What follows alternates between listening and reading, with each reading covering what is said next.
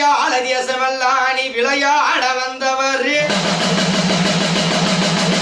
மலையாள தேசம் விட்டு உன் கால் சலங்கை கலகலக்கு அப்பா உன் கால் சலங்கை கலகலக்கு நீ காட்சி தர வேண்டும் ஐயா அப்பாடி கொல்லி மலை எல்லையிலே கோவில் கொண்ட கருப்பையா அப்பாடி கொல்லி மலை எல்லையிலே கோவில் கொண்ட கருப்பையா ஐயனி உச்சி மலை எல்லையிலே ஓங்காரமாய் அமர்ந்தவர் அப்படி பச்சை மலை எல்லையிலே